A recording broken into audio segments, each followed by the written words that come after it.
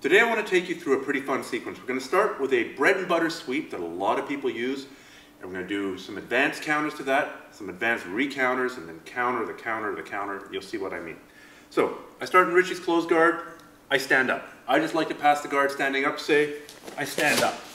To do this sweep, Richie underhooks one of my legs, puts the other hand by his shoulder. Some people call this a waiter sweep, right? Carrying a plate. In any case, he's going to bridge his hips up, push my legs sideways, and take me over here.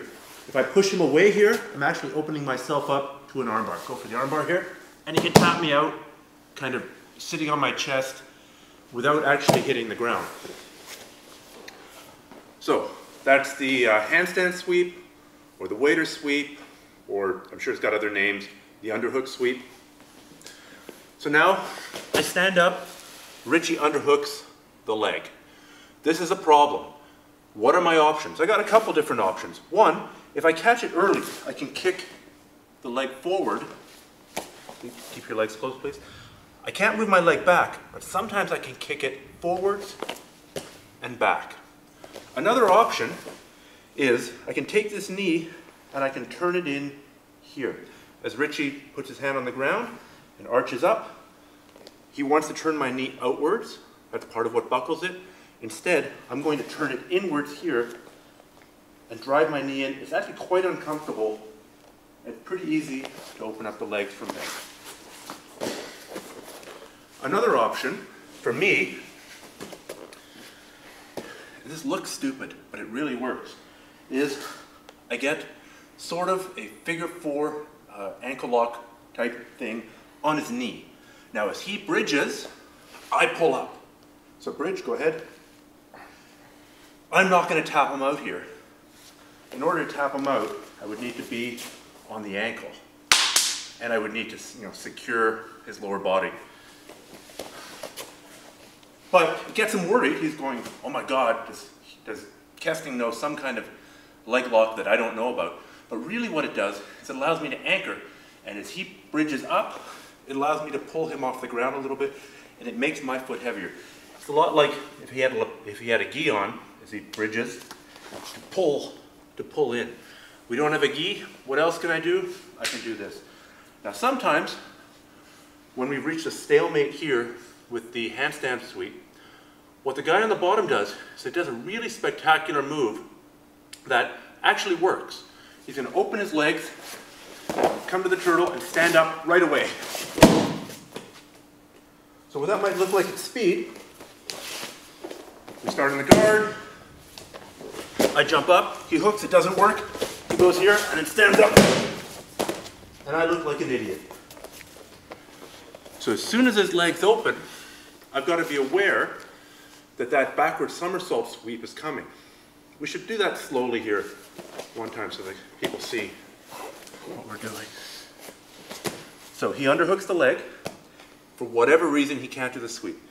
He's going to go towards his underhooking side. He's going to do a backward somersault over his shoulder and end up here. From here, some people drive back against the knee, or they stand up. They stand up, lift his foot off the ground, and then they turn in. Down I go. So what do I do when I start with the handstand? Oh, he starts with a handstand sweep. I counter that by turning my knee in. He does a backward somersault sweep into the stand-up to counter my counter. So how do I counter his counter to my counter to his counter? And this is what high-level jiu-jitsu looks like. You need to have a counter to the counter to the counter to the counter. We're here. I stand up. He tries to sweep, doesn't work, starts going for this. Now, I don't have a big window of opportunity here. I can't stay standing. I have to get down on my knees right away. So we're here, Richie's done the back flip. I've gotten my knee to the ground right away. If I don't get my knee to the ground, I'm going to get swept. My knee's at the ground. His arm, if you see, is kind of trapped by this leg. I like that. So I'm going to pinch my legs together. One of the easiest submissions to do from here, see I'm facing his head, I'm going to face his legs. I'm going to bring my far arm, the arm that's outside here, into his armpit, and I can do a very, very quick submission with my legs. Just rotate here a bit, We're here, I'm facing his head, I face his legs, and I pry this open. It's, I'm basically fulcruming his arm this way. If that doesn't work, or I don't feel like it, what I can do, I've got his arm trapped, I go for the harness, over under, over one armpit, over one shoulder, under the other armpit, and I roll.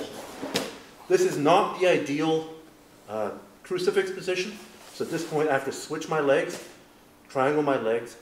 Here I've got the double attack of going for the one-handed choke versus just keeping a very tight grip on his upper body and extending my hips. His wrist is trapped behind my calf, and by extending my hips, I'm hyperextending his elbow. Let's just show that whole sequence from a slightly different angle. We're here, I stand, he goes for the waiter sweep, I dip in, he decides to bail out, I do a backward somersault, I drop that knee to the ground, either tap him out here, or I go under this armpit, over this shoulder, and I roll here. Now, I've got a type of a crucifix, I keep a tight, tight, tight seatbelt, I switch so that I'm controlling his arm with my top leg. I was controlling it with my bottom leg. I switch, so it's my top leg.